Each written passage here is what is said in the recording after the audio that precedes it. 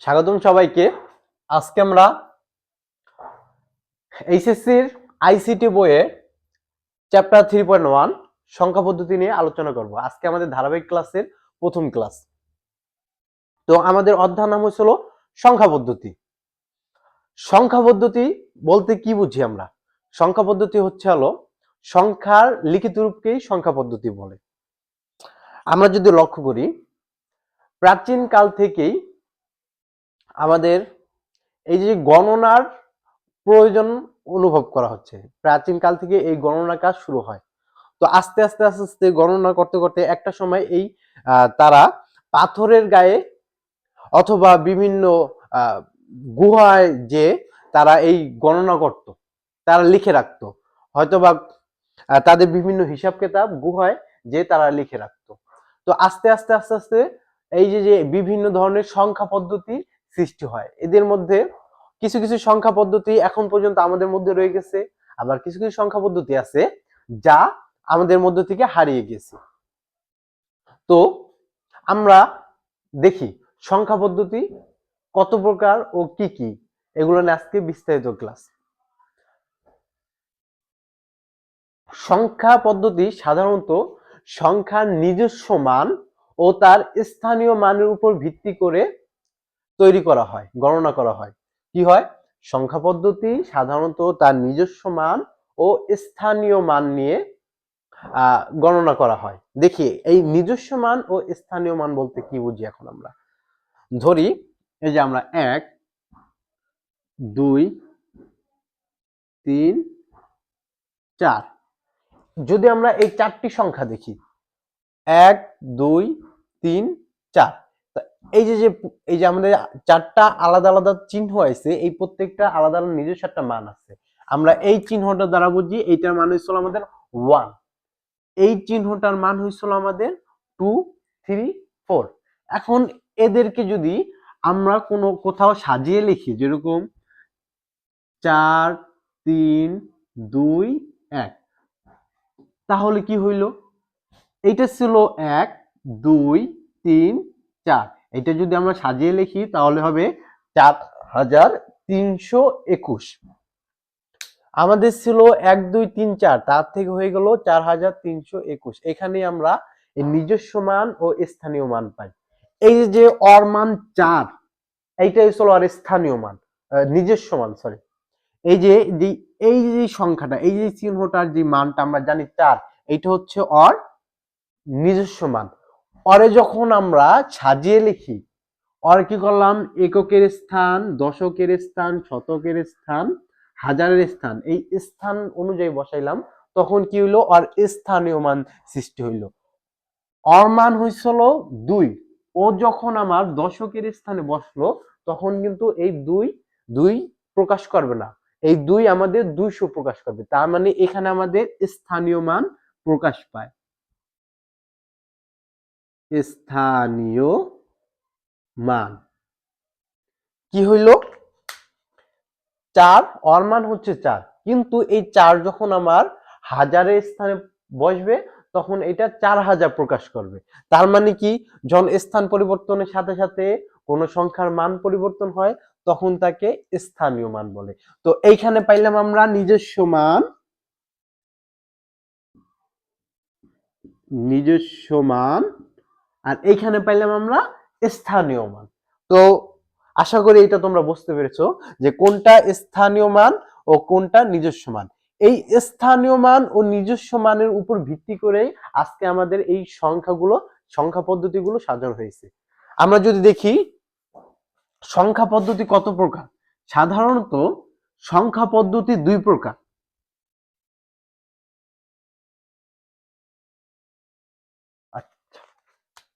সংখ্যা পদ্ধতি 2 প্রকার।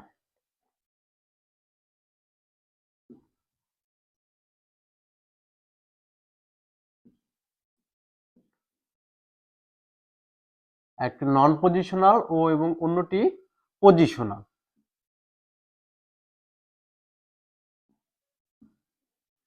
কি পেলাম? আমরা সংখ্যা পদ্ধতি বলতে কি বুঝি? সংখ্যার লিখিত রূপকেই সংখ্যা পদ্ধতি বলে। সংখ্যা পদ্ধতি কয় প্রকার? দুই প্রকার, নন পজিশনাল, পজিশনাল। এই নন পজিশনাল ও পজিশনাল কিসের উপরে ভিত্তি করে তৈরি হয়েছে? আমাদের নিজস্ব মান ও স্থানীয় মান। নিজস্ব মান কি? সবার আলাদা নিজস্ব মান আছে, যেরকম 1 এর মান 1, 2 এর মান 2, 3 এর মান 3। কিন্তু যখন এই 2 আমাদের দশকের স্থানে বসবে তখন হয়ে যাবে 20 হয়ে যাবে। 2 যখন শতকের স্থানে বসবে তখন এটা 200 প্রকাশ করবে। এটাই হচ্ছে আমাদের স্থানীয় মান। তো নিজস্ব মান পাইলাম আর স্থানীয় মান পাইলাম। এই নিজস্ব মান ও স্থানীয় মানের উপর ভিত্তি করে আমাদের সংখ্যা পদ্ধতি দুই ভাগে ভাগ করছে, একটা নন পজিশনাল, একটা পজিশনাল।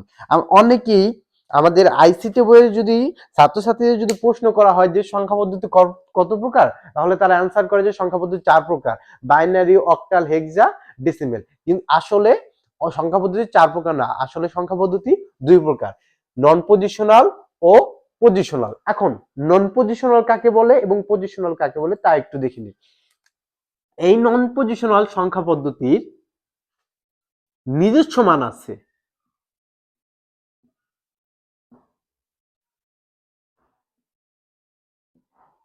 মান আছে, সরি, কিন্তু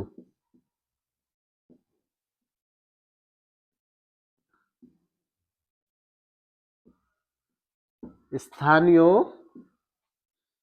মান নেই। কি পাইলাম? নন পজিশনাল সংখ্যা পদ্ধতির কি নিজস্ব মান আছে, যেরকম 1 এর মান 1, 2 এর মান 2, এইটা আছে। কিন্তু আমরা যখন স্থান পরিবর্তনের সাথে সাথে মানগুলো পরিবর্তন হয়, সেইটা এই নন পজিশনাল সংখ্যা পদ্ধতির ক্ষেত্রে হয় না। তো নন পজিশনাল সংখ্যা পদ্ধতি কাকে বলে? যার নিজস্ব মান আছে কিন্তু স্থানীয় মান নেই, তাকে নন পজিশনাল সংখ্যা পদ্ধতি বলে। আচ্ছা, এখন আসি পজিশনাল। এই পজিশনাল সংখ্যা পদ্ধতি নিজস্ব মানও আছে, স্থানীয় মানও আছে।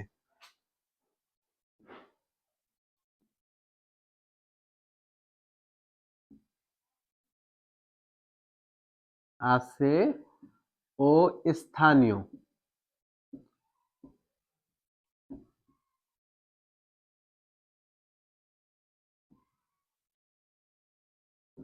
তো কি পেলাম? যে পজিশনাল সংখ্যা পদ্ধতির নিজস্ব মানও আছে, স্থানীয় মান আছে। বর্তমান বর্তমান সময়ে আমাদের এই পজিশনাল সংখ্যা পদ্ধতি ব্যবহার দেখা যায়, এই নন পজিশনাল সংখ্যা পদ্ধতির ব্যবহার খুবই কম দেখা যায়। নন পজিশনাল সংখ্যা পদ্ধতির উদাহরণ হচ্ছে আমাদের রোমান সংখ্যা। বর্তমানে আমরা যে রোমান সংখ্যাগুলো ব্যবহার করি, যেরকম যে 1 এটার বলে 2, এটা 3, এটা 4, এটা 5, আমরা এমসিকিউ করার সময় আমরা এই চিহ্নগুলো দেখি, এগুলো হচ্ছে আমাদের রোমান সংখ্যা। তো এই রোমান সংখ্যা হচ্ছে আমাদের নন পজিশনাল সংখ্যা পদ্ধতির উদাহরণ, যার নিজস্ব মান আছে কিন্তু স্থানীয় মান নেই। কিন্তু পজিশনালে কি নিজস্ব মানও আছে, স্থানীয় মান আছে। আমাদের প্রাচীনকালে যে সংখ্যা পদ্ধতিগুলো প্রচলিত ছিল, সেই সংখ্যা পদ্ধতিগুলা এই নন পজিশনাল সংখ্যা পদ্ধতির মাধ্যমে তৈরি করা হতো। আচ্ছা, আমাদের আইসিটি বইয়ের এই নন পজিশনাল সংখ্যা পদ্ধতি নিয়ে এরকম কোনো বিস্তারিত আলোচনা নেই। তা আমরা এটা নিয়ে বিস্তারিত আলোচনা করে সময় নষ্ট করব না। আমাদের এই পজিশনাল সংখ্যা পদ্ধতি নিয়ে আলোচনা করা হয়েছে। পজিশনাল সংখ্যা পদ্ধতিকে আবার 4 ভাগে ভাগ করছে, এটা যদি আমরা একটু দেখি। পজিশনাল সংখ্যা পদ্ধতি 4 প্রকার: বাইনারি, অক্টাল, দশমিক ও হেক্সাডেসিমেল। আমাদের এই 3.1 যে চ্যাপ্টারটা আছে, এই পুরো চ্যাপ্টারটাই এই 4টা সংখ্যা পদ্ধতি নিয়ে সকল কাজ করা হয়েছে। এই 4টা সংখ্যা পদ্ধতি আমরা যদি একটু সুন্দর মতো বুঝতে পারি, এর পরবর্তী যে অঙ্কগুলো আছে এগুলো আমরা খুব সহজেই সমাধান করতে পারবো। কিন্তু আজকে যদি এই 4টে সংখ্যা পদ্ধতি সুন্দরভাবে না বুঝি, পরবর্তী অঙ্কগুলো আমরা সমাধান করতে পারবো না। সত্যি কথা বলতে, এই যে 3.1 চ্যাপ্টারটা, এখান থেকে প্রতি বছরই একটা না একটা সৃজনশীল আসে, কিন্তু অনেকেই এখান থেকে অ্যান্সার করতে পারে না। আসলে এটা এখানের যে সৃজনশীল গুলো আছে খুবই সহজ হয়। অন্যান্য যে চ্যাপ্টার গুলো আছে, যেরকম চতুর্থ অধ্যায়, পঞ্চম অধ্যায়, ষষ্ঠ অধ্যায়, এই অধ্যায়গুলোর তুলনায় এই 3.1 অধ্যায়টা খুবই সহজ, এবং এখান থেকে একটা সেট দেওয়া খুবই সহজ। এখানে 10-এ 10 পাওয়া 100-তে 100, 100% চান্স আছে এখানে 10-এ 10 পাওয়া। একটু মনোযোগ সহকারে লেখাপড়া করলে এখান থেকে 10-এ 10 পাওয়া কোনো ব্যাপারই না। আচ্ছা, আমরা দেখি এখন আমাদের কাজ হচ্ছে পজিশনাল সংখ্যা পদ্ধতি নিয়ে। পজিশনাল সংখ্যা পদ্ধতি কয় প্রকার? 4 প্রকার।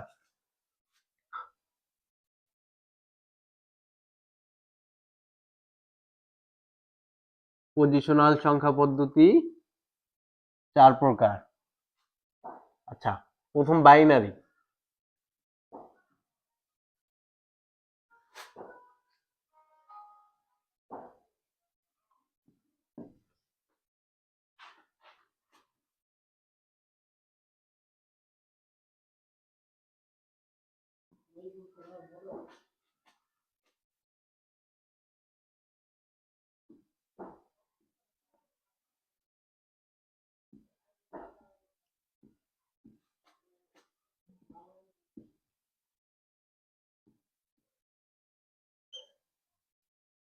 আমরা কি পেলাম? পজিশনাল সংখ্যা পদ্ধতি 4 প্রকার: বাইনারি, অক্টাল, দশমিক, হেক্সাডেসিমেল। আচ্ছা, আমাদের এই 3.1 পুরো অধ্যায়টাই এই 4টা সংখ্যা পদ্ধতি নিয়ে আলোচনা করা হয়েছে। এখন একটু দেখি এই বাইনারি, অক্টাল, হেক্সা, দশমিক এগুলা কি। এই বাইনারি সংখ্যা পদ্ধতিতে শুধুমাত্র দুটি অঙ্ক আছে, সেটা কি? 0 এবং 1। বাইনারি সংখ্যা পদ্ধতিতে শুধুমাত্র দুটি অঙ্ক আছে, সেটা হচ্ছে 0 আর 1। এই দুটি অঙ্ক দিয়ে তারা তাদের সকল কাজ, অন্যান্য যত সংখ্যা সকল সংখ্যা এই 0 আর 1 দিয়েই লিখে থাকে। এর পরবর্তীতে দেখি অক্টাল সংখ্যা পদ্ধতি। 0, 1, 2, 3, 4, 5, 6, 7।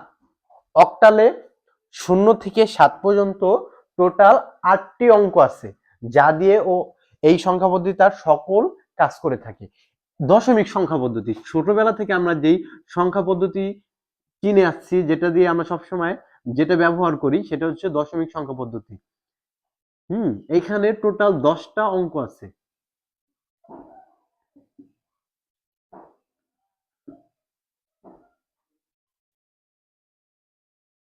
9 এই যে পর্যন্ত। 0 থেকে দশমিক সংখ্যা পদ্ধতি, এই পদ্ধতিতে 0 থেকে 9 পর্যন্ত আমরা ছোটবেলা তো এইটাই লেখাপড়া করে আসছি, তাই না? তো আমরা কি এই 0 থেকে 9 এই টোটাল যেই 9টা 10টা যে আমাদের অঙ্ক, এই অঙ্কগুলাই কিন্তু আমরা হাজার হাজার লক্ষ লক্ষ হিসাবগুলো করি। এর বাইরে কিন্তু অন্য কোনো নতুন করে কোনো চিহ্ন আসে না। এই যে 10টা চিহ্ন, এই 10টা চিহ্ন দিয়ে আমরা কোটি কোটি লক্ষ লক্ষ টাকা পয়সার হিসাব করে থাকি। হ্যাঁ, তাই আর ঠিক সেম ভাবেই অক্টালেও আমরা এই 8টা 0 থেকে 7 পর্যন্ত এই 8টা অঙ্ক দিয়ে আমরা সকল হিসাব করি। এখানে দশমিক থেকে অক্টালের পার্থক্য কি? সরি, এখানে আমি 8 লিখতে ভুলে গেছি।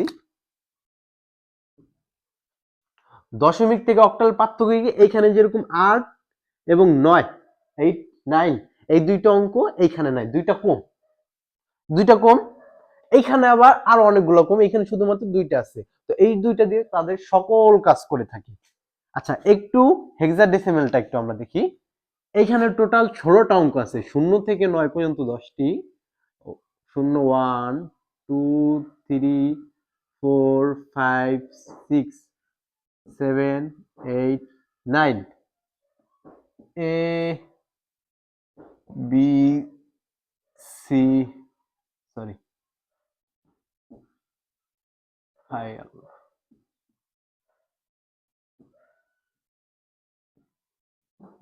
ই এফ। এই যে এইখান থেকে আমাদের আব্বা দাদার অঙ্কগুলো আসে থাকে। আমাদের দেখবো কিছু কিছু সৃজনশীলে এই আব্বা ও দাদার অঙ্কগুলো আসে। অঙ্কগুলো কই থেকে আসে? এই হেক্সাডেসিমেল থেকে। এই হেক্সাডেসিমেলে 0 থেকে 9 এই 9টা অঙ্ক তো আসেই। তার পাশাপাশি তারা আরো কতগুলো অঙ্ক আছে, A B C D E F.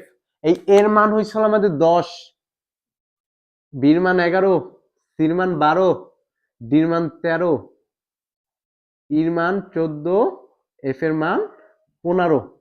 কি দেখতে পাই? হেক্সাডেসিমেলে 0 থেকে 9 পর্যন্ত 10টা অঙ্ক এবং A B C D E F এই যে টোটাল 16টা অঙ্ক আছে, যা দিয়ে ও তার সকল কাজ করে থাকে।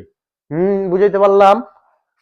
বাইনারিতে 2টি অঙ্ক, অক্টালে 8টি, দশমিকে 10টি ও হেক্সায় 16টি।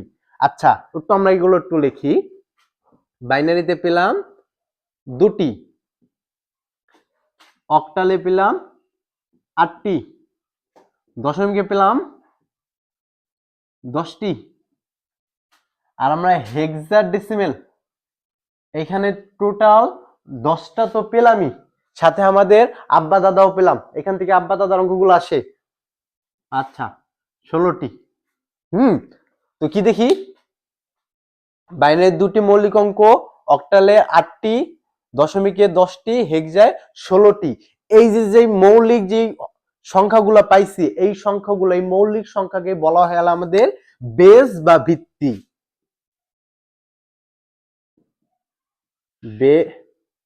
বেস অথবা ভিত্তি।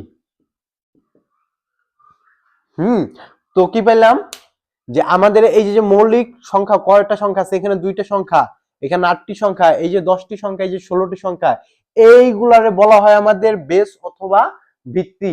আমাদের প্রায় আমাদের বোর্ড কোশ্চেন গুলা দেখা যায় যে ভিত্তি বা বেস কাকে বলে। তো ভিত্তি বা বেস কাকে বলে আমরা এখন সহজে বলতে পারি, কোন একটা সংখ্যা পদ্ধতিতে মৌলিক যতগুলো অঙ্ক আছে তার পরিমাণকে ওই সংখ্যা পদ্ধতির ভিত্তি অথবা বেস বলে। যেরকম বাইনারি বেস 2, কেন 2? কারণ ওর শুধুমাত্র 2টি অঙ্ক আছে। অক্টালে বেস 8, কেন 8? কারণ ওর টোটাল 8টা অঙ্ক আছে। দশমিকের বেস 10। তো আশা করি বেস বা ভিত্তি কাকে বলে এটা তোমরা বুঝতে পারছো। এখন যদি আমাদের প্রশ্ন করে যে বাইনারি সংখ্যা পদ্ধতি কাকে বলে, অক্টাল সংখ্যা পদ্ধতি কাকে বলে, দশমিক কাকে বলে, হেক্সাডেসিমাল কাকে বলে, আমরা তো হাওয়ে থাকবো, পারবো না। আচ্ছা, এটা কিন্তু তোমরা শিখে গেছো। বাইনারি সংখ্যা পদ্ধতি কাকে বলে? যে সংখ্যা পদ্ধতি ভিত্তি 2 তাকে বাইনারি সংখ্যা পদ্ধতি বলে, একেবারে সহজে। যে সংখ্যা পদ্ধতির ভিত্তি 2 তাকে বাইনারি সংখ্যা পদ্ধতি বলে।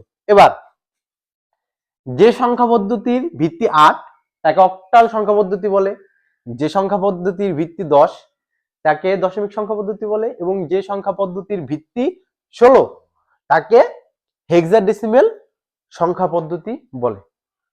তো আমরা খুব সহজেই এই 4টা সংখ্যা পদ্ধতির কার কয়টি অঙ্ক আছে, কার কি সংজ্ঞা, এবং ভিত্তি বা বেস কাকে বলে এটা আমরা বুঝতে পেরেছি। আজকের ক্লাস এই পর্যন্তই। তো